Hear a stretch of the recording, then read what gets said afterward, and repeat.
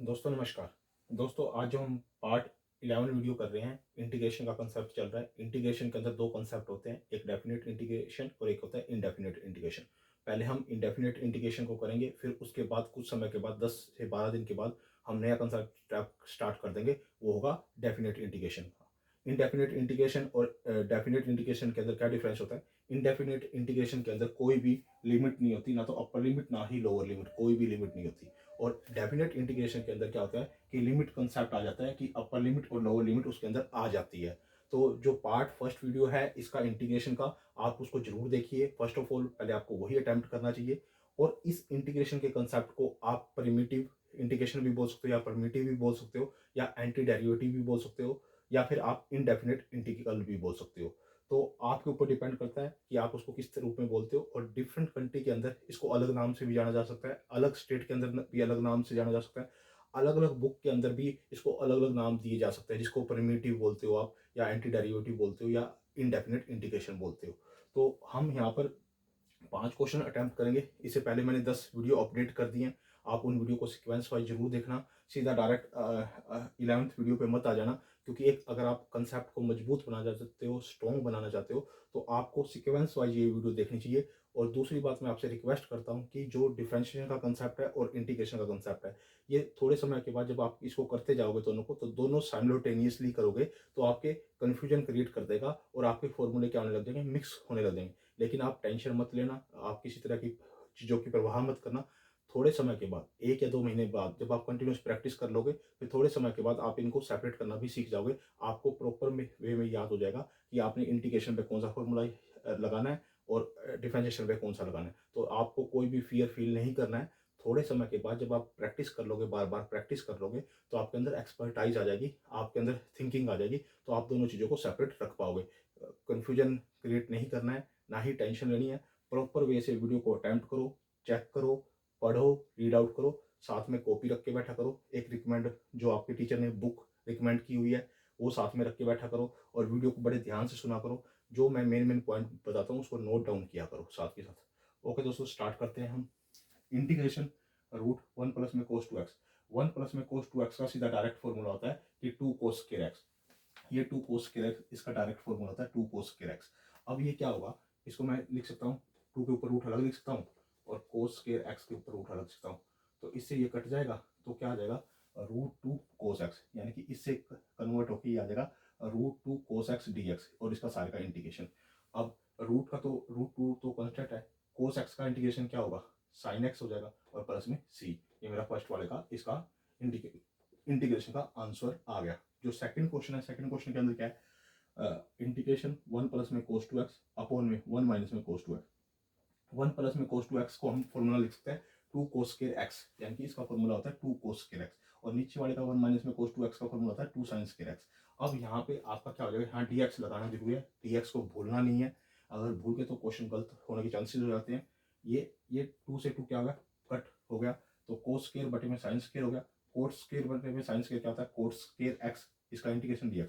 आप मेरी बात समझो, कोट स्क्वायर x dx और उसका इंटीग्रेशन डायरेक्ट नहीं दिया हुआ है। डायरेक्ट नहीं दिया हुआ तो आपको एक फॉर्मूला याद होना चाहिए, जो कि मैंने आइडेंटिटी बताई है, 1 प्लस में cot square x is equal to cosecant square x, ये होता है। तो आप यहाँ से 1 को इधर लेके जाओगे तो क्या हो जाएगा, cot square x is equal to cosecant square x minus में 1, यानी कि कोट स्क्वायर x की जगह मैं कोसिकेंट स्क्वायर x माइनस में 1 लिख सकता हूँ।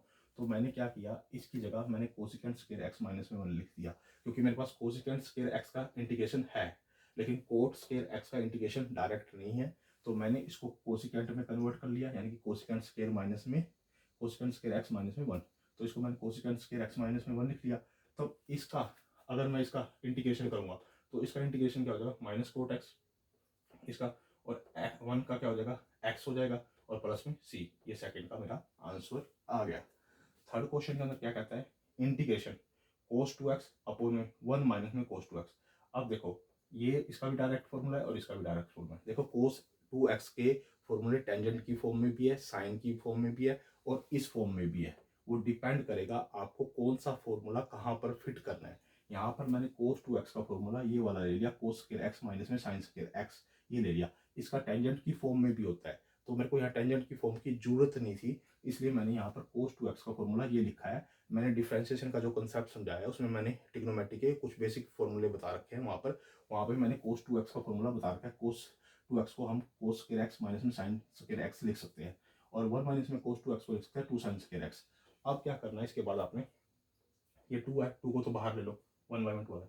अब इस cos स्क्वायर x बटे में sin स्क्वायर x को यहाँ लिख दो, माइनस में ये जो 1 बाई में 2 था इसके साथ भी आएगा मल्टीप्लाई में, यानी कि sin स्क्वायर x बाई में sin स्क्वायर x, ठीक है। क्योंकि ये इसके बटे में भी कर दो और ये इसके बटे में भी कर दो, आप ऐसा समझ लो। यानी कि मैंने इसके बटे में ये कर दिया तो मैंने ये लिख दिया, और इसके बटे में मैंने ये कर दिया तो मैंने ये लिख दिया, और बीच में माइनस है तो माइनस मैंने लगा दिया, ठीक है। अब ये किसके बराबर होता है, आपको पता होना चाहिए। cos स्क्वायर x बटे में sin square, cot square x के बराबर होता है 1 बाई में 2 ऐसे कैसे, इंटीग्रेशन ऐसे कैसे dx माइनस में 1 बाई में 2। अब sin स्क्वायर x से sin स्क्वायर क्या हो गया, x क्या हो गया, कट गया, तो यहाँ रह गया 1 dx।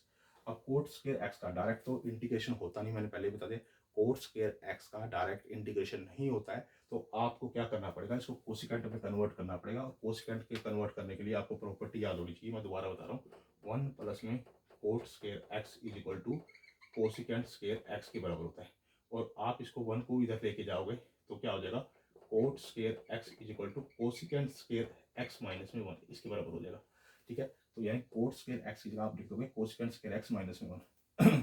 तो आपने क्या लिखा, कोट स्क्वायर x की जगह लिख दोगे कोसिकेंट स्क्वायर x माइनस में 1, ये इसकी जगह लिख दिया आपने, और 1 बाई में 2 बाहर रखा, और इसका 1 बाई में 2 यहाँ रखा, और ये 1 ऐसे कैसे रखा। अब 1 बाई में 2 को इसके साथ भी मल्टीप्लाई करो, और 1 बाई में 2 को 1 के साथ भी मल्टीप्लाई करो, सेपरेट कर दो। तो ये इसको मैंने यहाँ लिख दिया 1 बाई में 2 integration cosecant square x minus में जो 1 बाई 2 को 1 के साथ मल्टीप्लाई करोगे उसका इंटीग्रेशन है 1 बाई में 2 dx, और ये 1 बाई में 2 dx। अब ये दो 1 बाई में 2 1 बाई में 2 दोनों सेम है, ये वाले ये दोनों सेम है, तो इनको एक साथ इकट्ठा लिख लो इसको, तो वो बन जाएगा 1 हाफ माइनस हाफ और माइनस हाफ, तो -1 के बराबर हो जाएगा। तो ये मैंने -1 लिख दिया इंटीग्रेशन 1 dx, और ये मैंने ऐसे कैसे लिख दिया, और 1 बाई में 2 यहाँ पे लिख दिया। कोसिकेंट स्क्वायर x का इंटीग्रेशन क्या होता है, माइनस कोट x, इसका 1 बाई में 2 ऐसे कैसे था, और 1 का क्या होता है x प्लस में c। ये मेरा थर्ड का क्वेश्चन का इंटीग्रेशन का आंसर आ गया। आराम से समझना है कैसे स्टेप्स मैं फॉलो कर रहा हूँ, कौन कौन से स्टेप कैसे लग रहे हैं, कौन कौन से ट्रिग्नोमेट्रिक एडवांटेजेस का यूज कर रहा हूँ, वो आपने ध्यान से देखना है। अगला क्वेश्चन क्या है, fourth question, integration sine x root 1 minus में cos 2x dx। First of all आपने क्या करना है, इसको पहले ओपन करना है, इसके फॉर्मूले को आपने ओपन करना है। इसके फॉर्मूले को आपने ओपन करना है तो क्या होगा, 2 साइन स्क्वायर x, इसको मैं लिख सकता हूँ 2 sign square x, 2 sign square x इसको लिख सकता हूँ। अब इसको आप 2 साइन स्क्वायर x 2 के ऊपर रूट अलग लगा दोगे, साइन स्क्वायर x के ऊपर रूट अलग लगा दोगे, इससे ये कट जाएगा, यानी कि इसका जो आ जाएगा √2 साइन x। तो √2 साइन x ये आ गया, और साइन x एक साथ में था वो मैंने साइन x लिख दिया, ठीक है। अब इसको √2 को बाहर रखा, इंटीग्रेशन साइन x और sine x sine square x हो जाएगा, और dx, ठीक है। अब इसको 2 से मल्टीप्लाई कर दो, 2 से डिवाइड कर दो, 2 से मल्टीप्लाई कर दो, 2 से डिवाइड कर दो, 2 से डिवाइड कर दिया, 2 से मल्टीप्लाई कर दिया। 2 साइन स्क्वायर x को मैं क्या लिखता हूँ, 1 माइनस में cos 2x। 2 sign square x को क्या लिख सकता हूँ मैं, 1 माइनस में कोस 2x लिख सकता हूँ। ये √2 बाई में 2 है, अगर इसको आप ऐसे कट करोगे तो नीचे √2 बच जाएगा, तो वही मैंने 1 बाई में √2 लिखा हुआ है, और इसको लिख दिया मैंने 1 माइनस में कोस 2x dx, ठीक है। 1 बाई में √2 है ये। अब इसकी जगह 1 बाई में √2 ऐसे कैसे लिखो, 1 का इंटीग्रेशन करोगे तो x आ जाएगा, कोस 2x का इंटीग्रेशन करोगे तो साइन 2x बाई में 2 आ जाएगा, साइन 2x बाई में 2 आ जाएगा, साइन 2x बाई में 2 आ गया, और प्लस में c आ जाएगा, ठीक है। ये मेरा फोर्थ क्वेश्चन अटेम्प्ट हो गया। फिफ्थ क्वेश्चन के अंदर क्या क्या रखा है कि इंटीग्रेशन सीकेंट एक्स अपॉन में सीकेंट एक्स प्लस में टेंजेंट एक्स और dx। पहले इसका रेशनलाइजेशन करो, आप क्या करो, रेशनलाइजेशन करोगे तो क्या होगा, सीकेंट एक्स ऐसे कैसे, ये जो डिनोमिनेटर में है ना सीकेंट एक्स और प्लस में टेंजेंट एक्स, इसका साइन चेंज करके मिड का साइन चेंज करके न्यूमिनेटर के साथ भी मल्टीप्लाई कर दो और डिनोमिनेटर के साथ मल्टीप्लाई कर दो, इसको बोलते हैं रेशनलाइजेशन करना। क्या बोलते हैं, रेशनलाइजेशन करना। इसका साइन चेंज करके इसी टर्म के साथ न्यूमिनेटर को भी मल्टीप्लाई कर दो और डिनोमिनेटर को भी मल्टीप्लाई कर दो। अब ऊपर तो रह गया इन दोनों की मल्टीप्लिकेशन, इसकी और इन दोनों की मल्टीप्लिकेशन मैंने ऊपर लिख दी, ठीक है। नीचे बन गया a प्लस में b और a माइनस में b, जिसको लिख सकता हूँ a स्क्वायर माइनस में b स्क्वायर, ठीक है। तो नीचे वाला क्या होगा, सीकेंट स्क्वायर माइनस में टेंजेंट स्क्वायर, और ऊपर सीकेंट एक्स और सीकेंट एक्स माइनस में टेंजेंट एक्स। अब एक प्रॉपर्टी और याद करो, यहाँ पे एक प्रॉपर्टी और याद करोगे, क्या क्या क्या करोगे उसके अंदर, 1 प्लस में tangent square x is equal to secant square x होता है, ठीक है।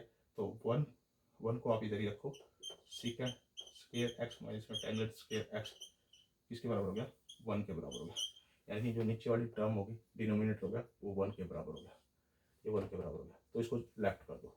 अब इसकी क्या करो, अंदर मल्टीप्लिकेशन, सीकेंट स्केयर एक्स आ गया, इंटीग्रेशन, फिर सीकेंट एक्स और टेंजेंट एक्स आ गया, सीकेंट एक्स और टेंजेंट आ गया, इंटीग्रेशन डी एक्स।